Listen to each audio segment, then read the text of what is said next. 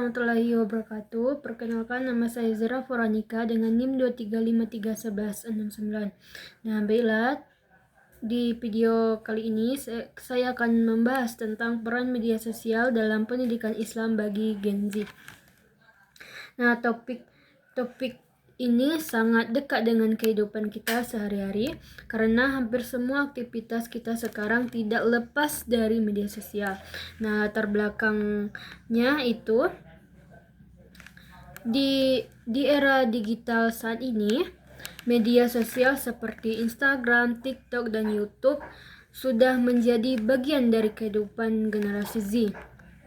Banyak remaja yang lebih sering belajar dari konten di media sosial dibandingkan dari buku atau sekolah formal. Nah, namun di sisi lain tidak semua konten yang beredar di media sosial sesuai dengan nilai-nilai Islam. Nah, ada juga konten yang menyesatkan, kurang mendidik, bahkan bisa merusak akhlak pada anak. Nah, disinilah muncul pertanyaan, apakah media sosial itu bisa menjadi sarana pendidikan Islam atau justru menjadi tantangan bagi generasi Z. Nah, konsep pendidikan Islam di luar sekolah. Pendidikan Islam tidak hanya terjadi di sekolah, tetapi juga bisa berlangsung di luar sekolah. Nah, seperti dari keluarga, masyarakat, dan media digital.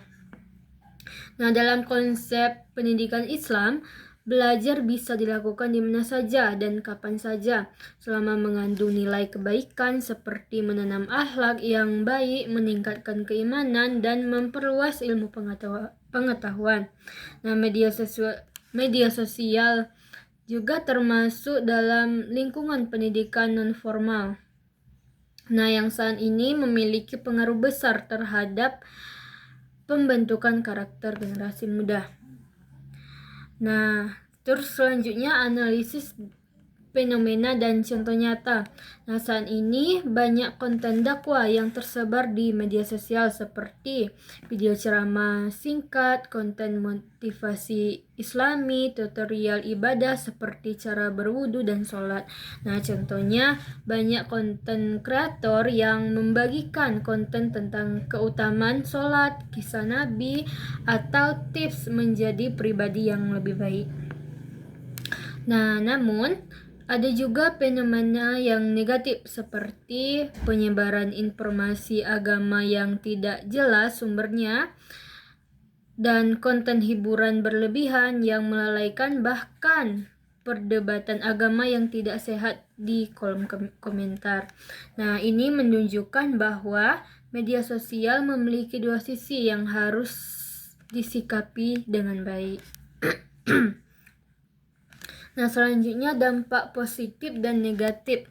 Nah, kalau dari dampak positifnya, media sosial dapat menjadi sarana dakwah yang efektif dan mudah diakses. Nah, generasi Z bisa belajar agama dengan cara yang lebih menarik dan fleksibel. Nah, selain itu, media sosial juga bisa meningkatkan semangat dalam beribadah melalui konten inspiratif. Nah, terus selanjutnya ada dampak negatifnya. Nah, jika digunakan dengan baik, jika tidak digunakan dengan baik, media sosial bisa membuat seseorang lalai dari kewajiban ibadah. Selain itu, banyak informasi yang tidak valid bisa menyebabkan kesalahpahaman dalam memahami ajaran Islam. Nah, selanjutnya ada solusi dan inovasi. Untuk mengatasi hal tersebut, ada beberapa solusi yang bisa dilakukan.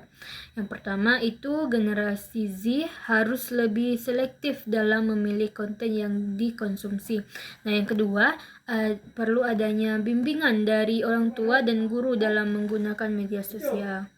Nah, yang ketiga, para karakter muslim harus terus membuat konten edukatif yang menarik dan sesuai dengan ajaran Islam.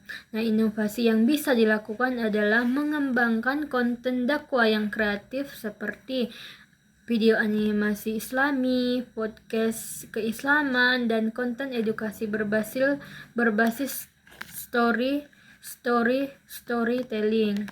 Baiklah teman-teman, dari penjelasan video saya tadi dapat disimpulkan bahwa media sosial memiliki peran yang sangat besar dalam pendidikan Islam bagi generasi Z. Media sosial menjadi sarana pembelajaran yang efektif jika digunakan dengan bijak. Namun jika disalahgunakan, media sosial juga bisa memberikan dampak negatif terhadap akhlak dan pemahaman agama. Baiklah, dengan demikian dapat saya sampaikan, semoga video ini dapat memberikan pemahaman dan manfaat bagi kita semua dalam menggunakan media sosial secara bijak. Wassalamualaikum warahmatullahi wabarakatuh.